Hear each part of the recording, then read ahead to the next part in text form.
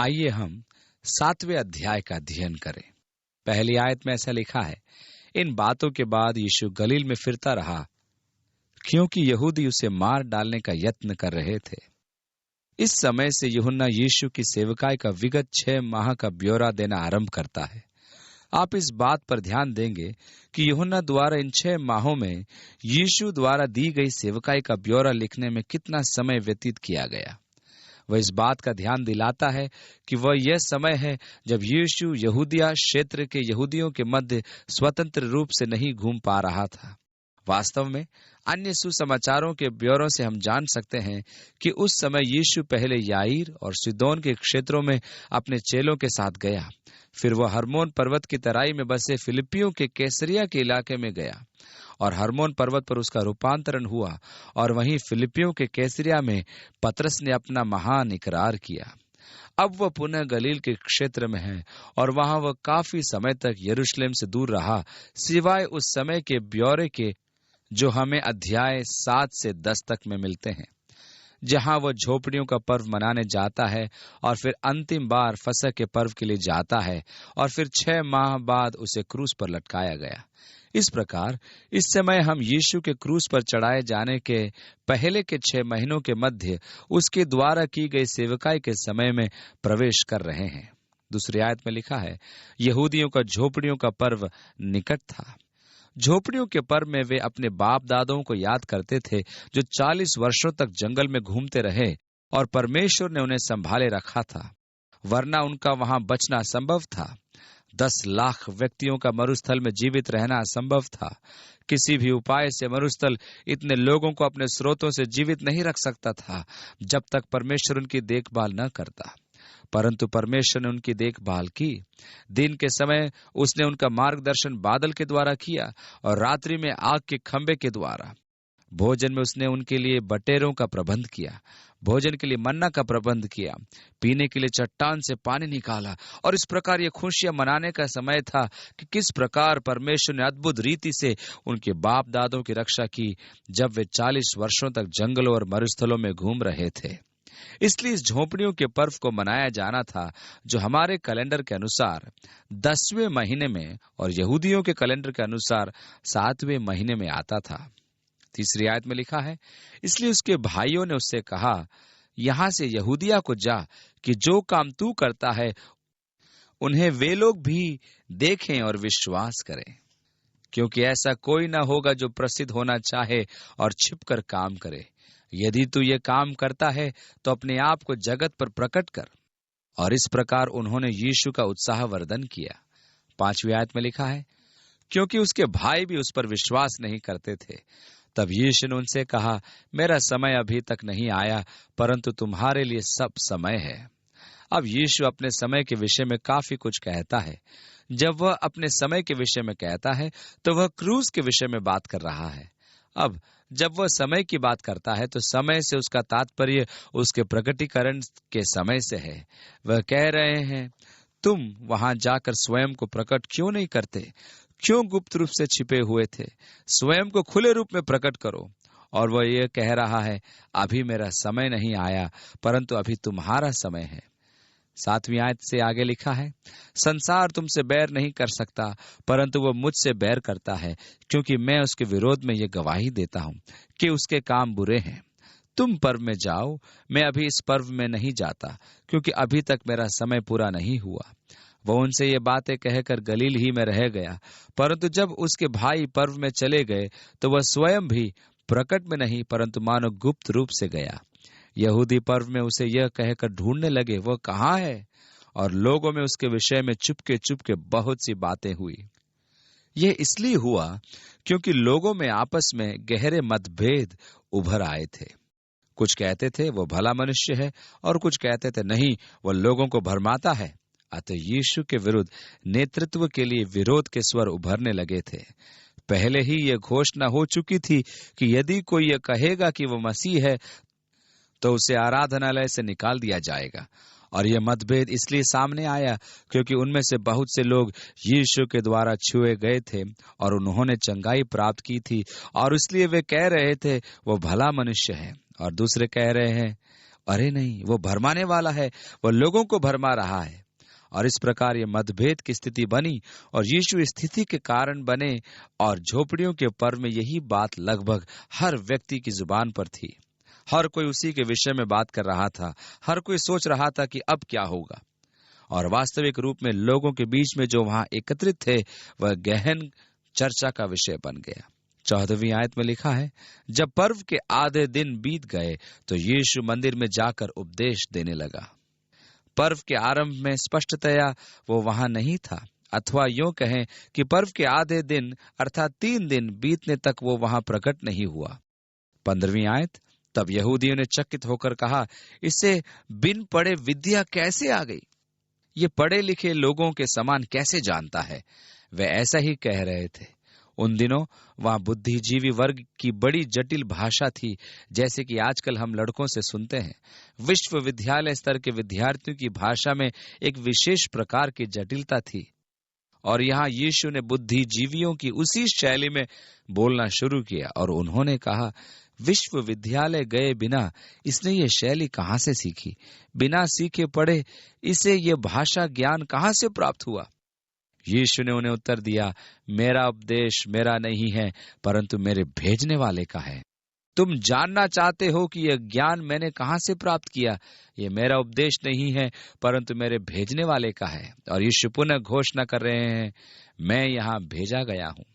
17वीं आयत, यदि कोई उसकी इच्छा पर चलना चाहे तो वह इस उपदेश के विषय में जान जाएगा कि यह परमेश्वर की ओर से है या मैं अपनी ओर से कहता हूँ। जो अपनी ओर से कुछ कहता है वो अपनी बढ़ाई चाहता है, परंतु जो अपने भेजने वाले की बढ़ाई चाहता है वही सच्चा है और उसमें अधर्म नहीं। अब यीशु यहाँ कुछ नाटकीय दावे कर रहा है।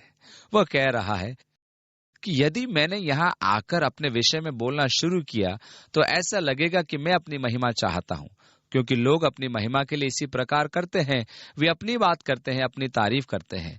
परंतु यदि मैं यहाँ आकर उसकी महिमा चाहता हूँ जिसने मुझे भेजा है, तो वह सच है, वह गवाही सच्ची है।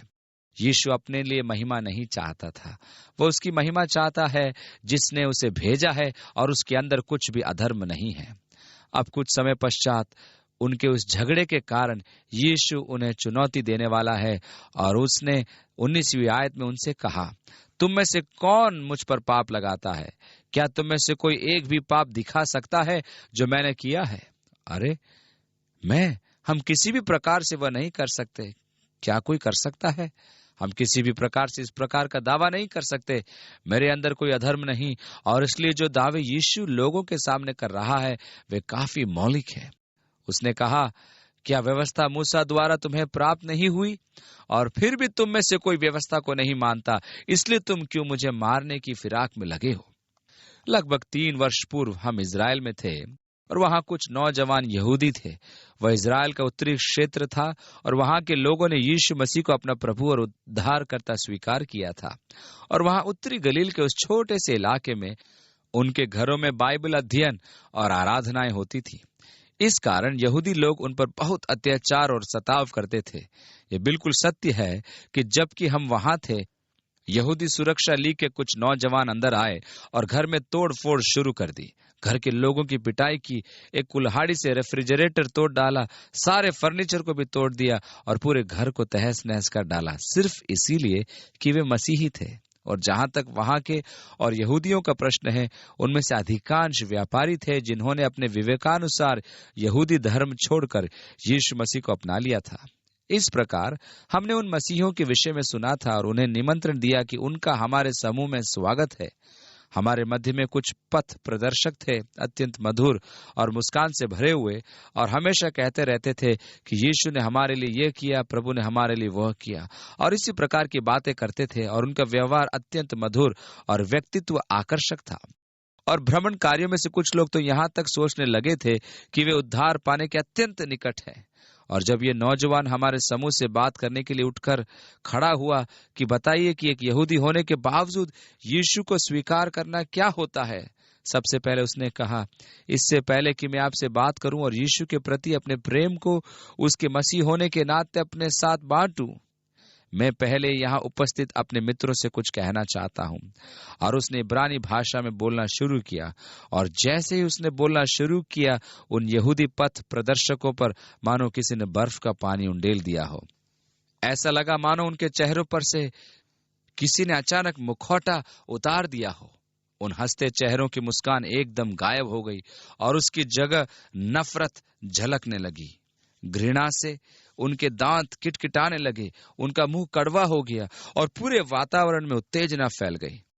वास्तव में वे अपने कपड़े फाड़ने और पत्थर उठाकर उस जवान को मारने के लिए तैयार हो गए। और मैंने सोचा, हे मेरे परमेश्वर, इस लड़के ने ऐसा क्या कह दिया कि उसकी इतनी उग्र प्रतिक्रिया हुई। यह एक मनुष्य जो इस घटना के समय उत्तरी इजराइल की प्रतिरक्षा सेना का प्रमुख था और हमारा परम मित्र था, एक सरल सीधे स्वभाव वाला व्यक्ति है और बिल्कुल धार्मिक नहीं है। और यद्यपि वह यहूदी है, फिर भी धार्मिक नहीं है। एक अच्छे कद काठी का वृद्ध व्यक्ति जिसका उत्तरी इजराइल में बहुत सम्मान था। वह ऐसे व्यक्तियों के समूह से संबंधित था जो काबूत से थे। और जबकि ये नौजवान उनसे इब्रानी भाषा में बोल रहा था, काबूत के ये लोग इतने उत्तेजित हो गए कि उन्होंने आपस में सलाह करना शुरू कर दिया, आओ हम उसे उस समय मार डालें जब वह आज रात्रि यहाँ से प्रस्थान करेगा। और वे वास्तव में उसे मार डालने को उद्यत थे। और ये हमारा मित्र जिसका नाम योरम था, उसने उनसे इब्रानी में कहा, क्या तुम शब्द को मानते हो? उन्होंने कहा, नहीं। क्या तुम लोग धार्मिक हो? नहीं। फिर तुम इस लड़के को क्यों मारना चाहते हो? क्या केवल इसीलिए कि वह कहता है कि यीशु ही मसीह है? और उसने उनसे बातचीत करके उनके इरादे से उन्हें मोड़ दिया, क्योंकि उसने उन्हें समझाया कि जबकि वे वास्तव में धार्मिक नहीं थे, तो ये सब करने से क्या लाभ? तुम्हारी समस्या क्या है? तुम उसे क्यों मारना चाहते हो जबकि तुम धार्मिक नहीं हो? ये लड़का धार्मिक जोश में अगर कुछ बोल भी गया तो तुम्हें इससे क्या फर्क पड़ता है? परंतु यहाँ एक रुचिकर बात है। यीशु ने कहा, देखो, मूसा ने तुम्हें व्यवस्था दी, लेकिन तुम में से कोई भी उसका पालन नहीं करता। अतः तुम मुझे मारने की कोशिश क्यों कर रहे हो? क्या इसलिए कि मैंने तुम्हारे सब्त के दिन का उल्लंघन किया? तुम तो खुद भी व्यवस्था को तोड़ते हो। लोगों ने उत्तर दिया, तुझ में दुष्टात्मा है। कौन तुझे मार डालना चाहता है? यीशु ने उनको उत्तर दिया, मैंने एक काम किया और तुम सब आश्चर्य करते हो। इसी कारण मूसा ने तुम्हें खतने की आज्ञा दी है। परंतु बाप दादों से चली आई ये आज्ञा मूसा ने तुम्हें दी है, वह अब्राहम से आई है। 22वीं आयत में, परंतु अब बाप दादों से थी, अर्थात वह अब्राहम की ओर से आई, और तुम सब्त के दिन मनुष्य का खतना करते हो। अब वह उसी आश्चर्य कर्म की बात कर रहा है जो उसने सब्त के दिन किया था। देखो, मैंने सब्त के दिन तुम्हारे मध्य एक आश्चर्य कर्म किया और तुम सब उलझन में पड़ गए। वह उसी आश्चर्य कर्म के विषय में उनसे कह रहा था जो उसने बेथस्दा के कुंड के पास किया था, और जहां वे उसे मारने पर उतारू थे, क्योंकि उसने वह काम सब्त के दिन किया था। इसलिए उसने कहा, देखो, मूसा ने तुम्हें खतना की व्यवस्था दी, इसलिए नहीं कि वह उसकी ओर से थी, बल्कि इसलिए कि वह अब्राहम की ओर से थी। परंतु यदि 8वां दिन, जिस दिन बच्चे का खतना होना है, सब्त का दिन भी पड़े, तो भी तुम उसका खतना अवश्य करोगे। जब सब्त के दिन मनुष्य का खतना किया जाता है ताकि मूसा की व्यवस्था की आज्ञा टल न जाए, तो तुम मुझ पर क्यों इसलिए क्रोध करते हो कि मैंने सब्त के दिन एक मनुष्य को पूरी रीति से चंगा किया? मैंने सब्त के दिन परमेश्वर का कार्य किया। तुम सब्त के दिन खतना करते हो जो परमेश्वर का कार्य है। तो फिर तुम मुझ पर क्यों क्रोध करते हो कि मैंने सब्त के दिन एक मनुष्य को पूर्ण रीति से चंगा किया? 24वीं आयत में, मुंह देखा न्याय न करो, परंतु ठीक ठीक न्याय करो। ये एक बहुत अच्छी सलाह है। कई बार हम भी मुंह देखा न्याय करने की गलती करते हैं। ओह, मैंने मुंह देखा न्याय करने की भयानक गलतियां मेरे जीवन में की हैं। मैंने मुंह देखकर बड़े गलत न्याय किए हैं। वास्तव में कई न्यायों में तो मैं अधर्मी भी ठहरा हूं, क्योंकि मैंने मुंह देखकर न्याय किए। उसने कहा, मुंह देखकर न्याय मत करो, धर्म से न्याय करो। और आगे, तब कुछ यरूशलेम वासी कहने लगे, क्या यह वही नहीं जिसे मार डालने का प्रयत्न किया जा रहा है? परंतु देखो, वह तो खुल्लम खुल्ला बातें करता है और कोई उससे कुछ नहीं कहता। क्या सरदारों ने सच सच जान लिया है कि यही मसीह है? क्या उन्होंने सच जान लिया है कि यही मसीह है? 27वीं आयत में, इसको तो हम जानते हैं कि यह कहाँ का है, परंतु मसीह अब आएगा तो कोई न जानेगा कि वह कहाँ का है। वह एक परंपरा थी जिसे उन्होंने अपना लिया था, और मसीह के साथ ऐसा होगा कि वह कहीं से भी अचानक प्रकट हो जाएगा, सुपरमैन जैसे, जो आकाश में कहीं से चिड़िया जैसे या जैसे हवाई जहाज प्रकट होता है वैसे आएगा। नहीं, यह मसीह है और अचानक ही वह आपके बीच में खड़ा है। और वे सोचते हैं कि यह विचार उनको यशायाह के 53वें अध्याय से मिला, जिसमें लिखा है, कौन उसका वंश बताएगा, यह कि कौन उसके माता पिता के विषय में बात करेगा, कौन उसके वंश की घोषणा करेगा। वह अचानक ही हमारे सामने है। कोई नहीं जानता कि वह कहां से आया, परंतु अचानक ही वह हमारे मध्य में है। और इसलिए वे कहते हैं, क्या तुम सोचते हो कि अधिकारीगण यहां यह विश्वास करने आ रहे हैं कि यही मसीह है? सुनो, हम जानते हैं कि यह मनुष्य कहां से आया, और जब मसीह आएगा तो नहीं जानेगा कि वह कहां से आया। 28वीं आयत में, तब यीशु ने मंदिर में उपदेश देते हुए पुकार के कहा, तुम मुझे जानते हो और यह भी जानते हो कि मैं कहां का हूं। मैं तो आपसे नहीं आया, परंतु मेरा भेजने वाला सच्चा है, उसको तुम नहीं जानते। हो सकता है तुम मुझे जानते हो, शायद आप यह भी जानते हो कि मैं नासरत में पला बढ़ा, परंतु आप उसको नहीं जानते जिसने मुझे भेजा है। 29वीं आयत में, परंतु मैं उसे जानता हूं क्योंकि मैं उससे हूं और उसने मुझे भेजा है। एक बात पर आप गौर करें कि बार बार मसीह घोषणा करते हुए यह तथ्य बता रहे हैं कि उन्हें भेजा गया है। वह यहाँ एक अभियान के तहत आए हुए हैं। 30वीं आयत, इस पर उन्होंने उसे पकड़ना चाहा, तो भी किसी ने उस पर हाथ न डाला, क्योंकि उसका समय अब तक न आया था। यह प्रथम अवसर है कि हम इस वाक्यांश को पढ़ते हैं, सिवाय उस प्रथम भाग के जिसमें यीशु ने अपनी मां मरियम से कहा, अभी मेरा समय नहीं आया है। परंतु यह तो केवल एक शुरुआत है जिसमें हम बारंबार ये वाक्यांश पढ़ने जा रहे हैं कि अभी मेरा समय नहीं आया है, अर्थात क्रूस पर चढ़ाए जाने का समय जो अभी लगभग 6 माह दूर था। फिर भी भीड़ में से बहुत से लोगों ने उस पर विश्वास किया और कहने लगे, मसीह जब आएगा तो क्या इससे अधिक आश्चर्य कर्म दिखाएगा जो उसने दिखाए। और फरीसियों ने लोगों को उसके विषय में ये बातें चुपके करते सुना, और प्रधान याजकों और फरीसियों ने उसे पकड़ने को सिपाही भेजे। उन्होंने सोचा यही वह समय है जब हमें कुछ करना चाहिए, इसलिए उन्होंने उसे पकड़ने के लिए अधिकारी भेजे। इस पर यीशु ने कहा, मैं थोड़ी देर तक और तुम्हारे साथ हूं, तब अपने भेजने वाले के पास चला जाऊंगा। तुम मुझे ढूंढोगे परंतु नहीं पाओगे, और जहां मैं हूं वहां तुम भी आ सकते हो। अब वह हर प्रकार के काल के विषय में बात कर रहा है। वह यहाँ जिन काल के विषय में कह रहा है उस पर ध्यान दें, और वह बार बार काल के विषय में इसलिए बोल रहा है क्योंकि वह समय के महत्व को जानता था। वह सदैव अनंत काल में रहता था, और चूंकि वह समय के महत्व को जानता था इसलिए वह विभिन्न काल के विषय में बात करता है। और यीशु ने कहा, और थोड़ी देर है कि मैं तुम्हारे बीच में हूं, और तब मैं उसके पास जाता हूं जिसने मुझे भेजा है।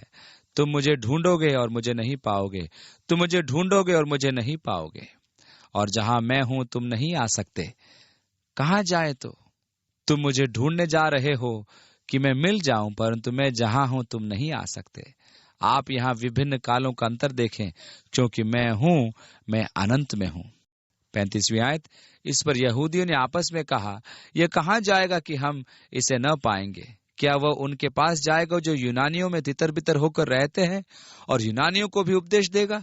यह क्या बात है जो उसने कही कि तुम मुझे ढूंढोगे परंतु न पाओगे, और जहां मैं हूं वहां तुम नहीं आ सकते? वह किस विषय में कह रहा था? पर्व के अंतिम दिन, जो मुख्य दिन है, यीशु खड़ा हुआ और पुकार कर कहा, यदि कोई प्यासा हो तो मेरे पास आए और पिए। पर्व का अंतिम दिन उस महान पर्व का 8वां दिन रहा होगा, क्योंकि झोपड़ियों का पर्व 8 दिन तक चलता था। और उस अंतिम दिन जो उस पर्व का महान दिन था, कोई शक नहीं कि हजारों लोग पर्व के भोज के मंदिर में जमा थे। यह पर्व के मुख्य 3 दिनों में से एक दिन था, यहूदियों के कैलेंडर के अनुसार, जिसमें सभी बड़े पुरुषों को वहां आकर स्वयं को परमेश्वर के समक्ष प्रस्तुत करना था। योसेफस इतिहासकार के अनुसार मसीह के समय इस पर्व में सम्मिलित होने के लिए लगभग 25 लाख व्यक्ति यरूशलेम में एकत्रित होते थे, और इस प्रकार आप वहां मंदिर में जमा हुई भीड़ का अंदाजा लगा सकते हैं। पर्व के प्रत्येक दिन वहां एक महत्वपूर्ण प्रतीकात्मक कार्य होता था। जब मंदिर का पुजारी शिलोह के कुंड में से पानी के पात्र भरता था और भजन गाते हुए कुंड की सीढ़ियां चढ़कर मंदिर के क्षेत्र में प्रवेश करता था, और इससे पहले लोग अपने अपने पात्र के पानी को मार्ग पर उंडेल देते थे, ताकि लोगों को वो बात याद रहे कि जब उनके बाप दादे जंगल में प्यासे थे तो परमेश्वर ने उनकी रक्षा चट्टान में से पानी निकाल कर की, जिस पर मूसा ने परमेश्वर के कहे अनुसार अपनी लाठी से प्रहार किया था।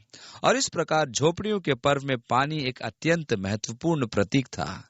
वे इस बात को महसूस करते थे कि उनके बाप दादे नाश होने की कगार पर थे, परंतु परमेश्वर ने उन्हें चट्टान में से जल निकालकर उन्हें बचाया और उनकी रक्षा करी।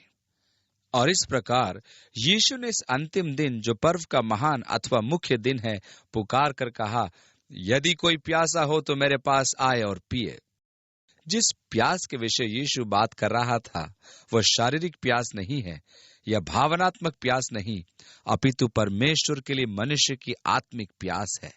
प्रत्येक मनुष्य के अंदर गहराई में वह प्यास है, ऐसी प्यास जो परमेश्वर के साथ आंतरिक संबंध स्थापित करने की इच्छुक रहती है। और मुझे बिल्कुल चिंता नहीं कि आप कौन हैं या आपकी पृष्ठभूमि क्या है या आप कहाँ के हैं। प्रत्येक मनुष्य के अंदर गहराई में यह प्यास होती है। कुछ लोग अवश्य ही ऐसे होते हैं जो इसको छुपाने का प्रयत्न करते हैं। वे इसको एक कृत्रिम मुखौटे से छिपाना चाहते हैं। वे दिखावा करके, किसी कार्य के द्वारा या अन्य किसी प्रकार से इसे छिपाते हैं। वे अपना बड़प्पन का नाटक करते हैं। मैंने इस कार्य को कर लिया है, मेरे सामने भला क्या कठिनाई हो सकती है, मुझे किसी प्रकार की सहायता की आवश्यकता नहीं, अरे इसे तो मैं चुटकी बजा के कर लूंगा। परंतु ये बड़बोलापन अधिक समय तक नहीं चलता। अंदर ही अंदर एक हुक सी उठती है। बनावटी हंसी अधिक देर तक नहीं टिकती। अंदर तड़पती आत्मा अपने परमेश्वर से मधुर संबंध स्थापित करके उस प्यास को हमेशा के लिए बुझाना चाहती है। इसका सबसे सुंदर उदाहरण है वह सामरी स्त्री जो कुएं पर आई, जो यीशु से बात करने में चतुर, चालाक और फुर्तीली थी, लेकिन कब तक? जब तक यीशु ने उसका मुखौटा नहीं उतार दिया, जब तक उसकी सच्चाई उसके सामने नहीं आ गई और यीशु ने उससे कहा, हाँ तूने सच कहा है, तेरे पति नहीं है, क्योंकि तू पहले ही 5 पति कर चुकी है, और जिसके साथ अभी तू रह रही है तूने कभी चिंता नहीं की कि तू उससे शादी कर ले।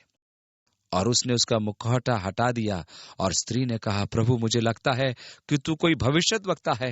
हमारे बाप दादों ने इन्हीं पहाड़ों पर परमेश्वर की आराधना की, और तू कहता है कि वह स्थान जहां आराधना करनी चाहिए यरूशलेम है। तो मैं परमेश्वर को कहां पा सकती हूं?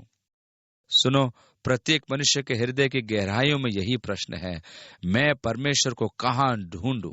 प्रत्येक मनुष्य में परमेश्वर को प्राप्त करने के लिए आत्मा में प्यास है। अब हम कई बार संसार के भौतिक संसाधनों से इस प्यास को बुझाने की कोशिश करते हैं, किंतु कोई सार नहीं, कोई फल प्राप्त नहीं। आज संयुक्त राज्य अमेरिका में लोग इतनी भौतिक संसाधनों से अपनी आंतरिक प्यास बुझाने की असफल कोशिश करते हैं। लोग भावनात्मक संबंधों, अनुभवों से इसे संतुष्ट करने की कोशिश करते हैं। मादक द्रव्यों के पीछे यही एक प्रमुख कारण है। शराबखोरी के पीछे भी यह एक प्रमुख कारण है। यह मजेदार बात है कि पौलुस प्रेरित शराबखोरी का संबंध आत्मा से जोड़ता है। उसने कहा, दाखरस पीकर मतवाले मत बनो, परंतु आत्मा से भरे रहो। और वह दोनों के बीच संबंध जोड़ता है। क्यों? क्योंकि इन दोनों के बीच निश्चय ही संबंध है। मनुष्य उसमें क्या खोजता है? जब वह बोतल के पीछे दीवाना हो जाता है और शराबखोर बन जाता है, वह उसमें क्या खोज रहा है? वह उसमें आंतरिक शांति के लिए संतुष्टि की खोज करता है, एक दिमागी शांति। वो उसे प्राप्त करने के लिए अपने सामर्थ्य को बढ़ाना चाहता है। जब एक मनुष्य आत्मा से भर जाता है तो उसे क्या प्राप्त होता है? उसे दिमागी शांति मिलती है, उसे प्राप्त करने की सामर्थ्य प्राप्त करता है। वो अपने आप में पूर्णता महसूस करता है। इसलिए पौलुस के लिए उचित और बिल्कुल उचित था कि वह इन दोनों चीजों को जोड़े, जो ऊपरी सतह पर एक दूसरे के विरुद्ध दिखाई देती हैं। परंतु जब आप उसमें गहराई से जाते हैं तो आपके सामने एक ही बात होती है, मनुष्य की प्यास। एक मनुष्य यद्यपि गलत मार्ग को चुनकर अपनी प्यास बुझाने की कोशिश करे तो भी वो प्यास उसके अंदर बनी रहती है। इसलिए यीशु ने कहा, यदि कोई प्यासा हो तो मेरे पास आए और पिए। और आपके पास अब सीधे सरल शब्द में सुसमाचार है। यही सुसमाचार है।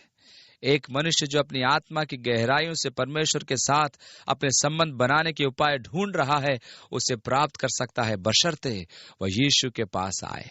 आप सचमुच आंतरिक रूप से प्यासे हैं, आपको परमेश्वर की आवश्यकता है। मुझे तुम्हारी आवश्यकता मालूम है, मेरे पास आओ और पियो। 38वीं आयत में यीशु विस्तार से समझाता है, जो मुझ पर विश्वास करेगा, जैसा पवित्र शास्त्र में आया है, उसके हृदय में से जीवन के जल की नदियां बह निकलेंगी। मेरे पास आओ और पियो, क्योंकि मैं तुम्हारी उस आवश्यकता की पूर्ति करूंगा। मैं उस प्यास को बुझाऊंगा।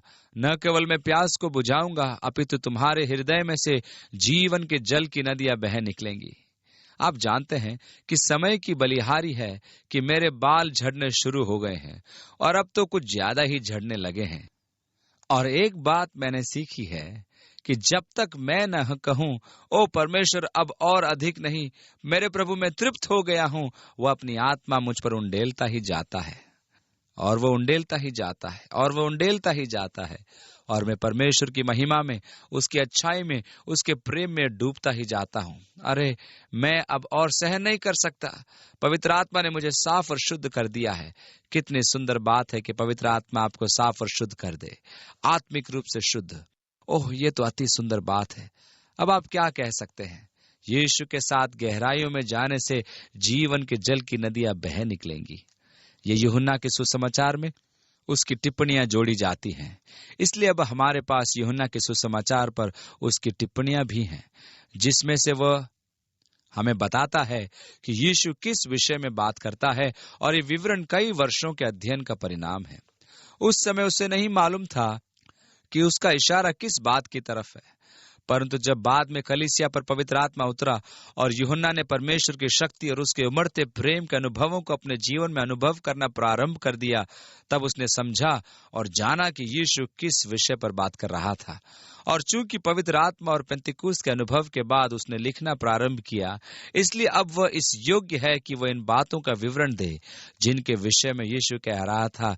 और उसने कहा, 39वीं आयत में उसने ये वचन पवित्र आत्मा के विषय में कहा, जिसे उस पर विश्वास करने वाले पाने पर थे, क्योंकि आत्मा अब तक न उतरा था। इसलिए यूहन्ना इस बात का संकेत करता है या टिप्पणियां करता है कि यीशु वास्तव में पवित्र आत्मा के विषय में कह रहा था, और वह उसमें से क्या घोषणा कर रहा था कि वह जीवित जलधारा होगी जो किसी मनुष्य के हृदय रूपी उद्गम स्थल से निकलकर तेजी से बहेगी। अब आप क्या कह सकते हैं कि यह आपका और पवित्र आत्मा का संबंध है? पवित्र धर्मशास्त्र में मैं एक विश्वासी और पवित्र आत्मा के मध्य एक त्रिपक्षीय संबंध पाता हूं, जिसे यूनानी भाषा में त्रिउपसर्ग का नाम दिया गया है। पहला उपसर्ग है पैरे, क्योंकि यीशु ने अपने चेलों से कहा कि मैं पिता से विनती करूंगा और वह तुम्हें एक और सहायक देगा कि वह सदा सर्वदा तुम्हारे साथ रहे, अर्थात सत्य का आत्मा, जिसे संसार ग्रहण नहीं कर सकता, क्योंकि वह न उसे देखता है और न उसे जानता है। तुम उसे जानते हो क्योंकि वह तुम्हारे साथ रहता है और वह तुम में होगा। पैरे, और वह तुम में होगा। यूनानी उपसर्ग में इसलिए वहां दोहरा संबंध है, वह तुम्हारे साथ है। अपनी बातचीत से पहले पवित्र आत्मा हमारे साथ था। वह पवित्र आत्मा ही था जिसने पाप के कारण हमें पकड़ा। पवित्र आत्मा ने ही हमें बताया कि यीशु ही जवाब था, और वह पवित्र आत्मा ही था जो हमें यीशु के पास ले आया, क्योंकि कोई भी पवित्र आत्मा की अगुवाई के बिना उसके पास नहीं आ सकता। और जब पवित्र आत्मा मुझे यीशु के पास ले गया, तो मैंने अपना हृदय द्वार खोलकर यीशु को अपने जीवन में बुलाया। पवित्र आत्मा भीतर आकर मुझ में रहने लगा और पवित्र आत्मा मुझ में आकर रहने लगा। बातचीत से पहले वो मेरे साथ था, मुझे यीशु के पास ले जा रहा था, और जैसे ही मैंने यीशु को ग्रहण किया, वो मेरे दिल में आ गया और उसने मुझे सब चीजों की शिक्षा देने का कार्य शुरू कर दिया। उसने मुझे यीशु की आकृति में ढालना शुरू कर दिया। उसने मेरे जीवन में वह शानदार काम शुरू किया। परंतु एक और संबंध के विषय में मैंने धर्मशास्त्र में पढ़ा, जो एक विश्वासी का पवित्र आत्मा के साथ हो सकता है, और वह सबसे पहले यीशु की उस आज्ञा में पाया जाता है जहां यीशु ने चेलों को यरूशलेम में रुकने को कहा कि वहां रुककर पिता द्वारा दी गई प्रतिज्ञा के पूरा होने का इंतजार करो, क्योंकि यीशु ने कहा था, परंतु जब पवित्र आत्मा तुम पर आएगा तब तुम सामर्थ्य पाओगे। और यहाँ यूनानी उपसर्ग हैपी है, जिसका अर्थ है ऊपर या मैं पसंद करता हूं ऊपर छलकता हुआ। जब पवित्र आत्मा तुम्हारे जीवन में छलकने लगे, पवित्र आत्मा प्रबल रूप से आगे बहने लगे, और यहाँ यीशु इसी बात को कह रहा है। वह तीसरा संबंध है। और जब आत्मा ने मुझ में अपना काम पूरा कर लिया और अब आत्मा का वह उद्देश्य परमेश्वर की आत्मा होने के नाते मेरे जीवन में दिखाई देने लगे, तो मेरे चारों ओर के लोग उन कामों का लाभ उठाने लगते हैं जो परमेश्वर ने मुझ में किए हैं। मुख्य बात यह है कि पहले परमेश्वर को मेरे जीवन में कार्य करना है, परंतु परमेश्वर मुझ में काम करने से ही संतुष्ट नहीं हो जाता। परमेश्वर की इच्छा है कि वह मुझे औजार के रूप में इस्तेमाल करके मेरे द्वारा अपना काम करे, या मुझे एक ऐसे रास्ते या जरिए की तरह इस्तेमाल करे कि वह मुझ में होकर बहे। उसका प्रबल प्रेम और उसकी प्रबल शक्ति जिसकी आज संसार को आवश्यकता है। इसलिए यह वही बात थी जो वह पवित्र आत्मा के विषय में कह रहा था। वो आपके जीवन से जीवित जल के रूप में एक तेज नदी की तरह निकलेगा। वर्षों पहले मैं एक ऐसे मनुष्य के साथ काम कर रहा था जो जवानों के एक समूह के सलाहकार के रूप में धार्मिक शांति प्राप्त करने के लिए सप्ताहांत के लिए वहां आया था। और सोमवार को जब हम काम कर रहे थे तो उसने कहा, सुनो, इस सप्ताहांत में इस कैंप में जहां मैं एक सलाहकार था, मेरे सामने कुछ समस्या आई। मैंने कहा, क्या समस्या? उसने कहा, ठीक है, बताता हूं। वक्ताओं में से एक वक्ता बच्चों से बातचीत करते समय उनसे कह रहा था, अब जबकि तुम लोग यहाँ कैंप में हो तो तुम्हें परमेश्वर की निकटता का एक अद्भुत अनुभव प्राप्त हो रहा है और तुम परमेश्वर की पवित्र आत्मा से भरे जा रहे हो। और आगे उसने कहा, लेकिन जब तुम कैंप से वापस जाओगे तो तुम्हारी माँ कुछ काम करने के लिए तुम्हें कहेगी और तुम कहोगे, ओहो, मैं ये काम नहीं करना चाहता। और उसने कहा, तुम्हारा व्यवहार और तुम्हारे इसी व्यवहार के कारण तुम्हारे अंदर से थोड़ी सी आत्मा फुस करके निकल जाएगी, और तब फिर कोई झूठ बोलेगा या ऐसा ही दूसरा कोई गलत काम करेगा और फिर फुस थोड़ी आत्मा निकल गई, और इस तरह कुछ समय बाद तुम्हारी सारी आत्मा निकल जाएगी और तुम बिल्कुल खाली हो जाओगे और तुम्हें फिर से आत्मा भरवाना पड़ेगा। उसने कहा, परंतु मुझे उसकी ये बात कुछ जमी नहीं। फिर भी मैं समझ नहीं पा रहा था कि गलती कहाँ थी और ये बात मेरे समझ में क्यों नहीं आ रही थी। मैंने कहा, ठीक है, मैंने तुम्हारी बात सुन ली, परंतु धर्मशास्त्र में मुझे एक भी ऐसा स्थल नहीं मालूम जहां लिखा हो कि पवित्र आत्मा आपके जीवन से निकल जाती है। मैंने कहा, लेकिन मुझे धर्मशास्त्र में वह स्थल मालूम है जहां लिखा है कि वह आगे बह रहा है, या वह जीवन के जल की तरह आपके जीवन से बह रहा है। मैं ऐसा ही संबंध चाहता हूं। मैं चाहता हूं कि आत्मा मेरे जीवन से छलकने लगे। मैं चाहता हूं कि परमेश्वर का आत्मा मेरे जीवन में से जीवन के जल की नदी की तरह तेजी से बहता रहे। अब लोगों में से बहुत से और आत्मा अभी तक उंडेली नहीं गई थी, क्योंकि यीशु अब तक अपनी महिमा को न पहुंचा था। 39वीं आयत में लिखा है, यीशु ने कहा, जब तक मैं न जाऊं पवित्र आत्मा नहीं आ सकता। अब जब मैं जाऊंगा तो तुम्हारे लिए पिता से प्रार्थना करूंगा और वो तुम्हारे लिए एक और सहायक भेज देगा। और इस आत्मा को उस समय आना था जब यीशु की महिमा हो चुकी होती और वो पिता के पास ऊपर चढ़ गया होता, और बेशक पेंतिकोस्त का दिन होता और पतरस लोगों को समझा रहा होता कि क्या हुआ था। उसने कहा, यह वही यीशु है जिसे परमेश्वर ने जिलाया और जो अब स्वर्ग में परमेश्वर के पास है और जिसने इसे भेजा है जिसे तुम देखते हो। इसलिए यह प्रमाण था कि यीशु पिता के पास पहुंच गया, क्योंकि पवित्र आत्मा बहुतायत से कलीसिया पर उतर रहा था। तब भीड़ में से किसी ने ये बातें सुनकर कहा, सचमुच यही भविष्यद्वक्ता है। ये व्यवस्था विवरण में से उस भविष्यवाणी का संदर्भ है जहां मूसा ने कहा, और मेरी तरह एक और भविष्यद्वक्ता उठेगा और तुम उसकी सुनोगे। मूसा ये प्रतिज्ञा कर रहा था कि एक और भविष्यद्वक्ता आने वाला है। अब एक मजेदार बात यह है कि यदि आप कितने भी यहूदियों से बात करें तो उनमें से ज्यादातर कट्टर यहूदी यही कहते मिलेंगे कि हमें तो बिल्कुल विश्वास नहीं कि मसीह ही परमेश्वर का पुत्र होगा, परंतु मसीह मूसा की तरह ही एक मनुष्य होगा। और वे ऐसे इसलिए कहते हैं क्योंकि मूसा ने कहा कि मेरी तरह एक और उठेगा और तुम उसकी सुनोगे। इसलिए मसीह को मूसा की तरह ही होना चाहिए, और वे आपको बताएंगे कि वही वो व्यक्ति था जिसे परमेश्वर ने अभिषिक्त किया था कि वह उन्हें गुलामी से निकाल लाए। इसलिए परमेश्वर एक और मनुष्य को अभिषिक्त करने जा रहा है और हम उस मनुष्य की खोज में हैं, ऐसा यहूदी कहते हैं। उनका विश्वास है कि जब मसीह आएगा तो मंदिर को फिर से बनाने में वो उनकी सहायता करेगा, और इसी चिन्ह से वे उसे पहचानेंगे, उस मनुष्य को जो मंदिर को दोबारा बनवाने में उनकी सहायता करेगा। उन्होंने कहा, यही वो भविष्यद्वक्ता है, यही वो भविष्यद्वक्ता है जिसके संबंध में मूसा ने कहा था। 41वीं आयत में दूसरों ने कहा, यह मसीह है, परंतु कुछ ने कहा, क्यों? क्या मसीह गलील से आएगा? क्या पवित्र शास्त्र में यह नहीं आया कि मसीह दाऊद के वंश से और बैतलहम गांव से आएगा जहां दाऊद रहता था? साफ जाहिर है कि उन्हें नहीं मालूम था कि यीशु बैतलहम से आया था, कि मरियम और यूसुफ ने वहां की यात्रा की थी। ये बात और है कि वे वहां नाम लिखवाने गए थे, क्योंकि यूसुफ दाऊद के वंश का था, और जैसा कि लूका ने मरियम की वंशावली को खोजा, हम पाते हैं कि वह भी दाऊद के वंश की थी। अतः यह प्रमाणित है कि वह अर्थात यीशु दाऊद के वंश का था, और उसका नाम भी बैतलहम में हुआ था। परंतु उसके कारण से लोगों में फूट थी, और यह हमेशा सच है, यीशु हमेशा लोगों को बांट रहा है। वह जानबूझकर लोगों को बांट रहा है। उसने मार्था से कहा, पुनरुत्थान और जीवन मैं हूं, जो मुझ पर विश्वास करता है, यदि वो मर भी जाए तो भी जीवित रहेगा, और यदि तुम जीवित हो और मुझ पर विश्वास करते हो तो तुम भी कभी नहीं मरोगे। क्या तुम्हें मेरी बात पर विश्वास है? ये 11वें अध्याय में यीशु ने उनसे कहा।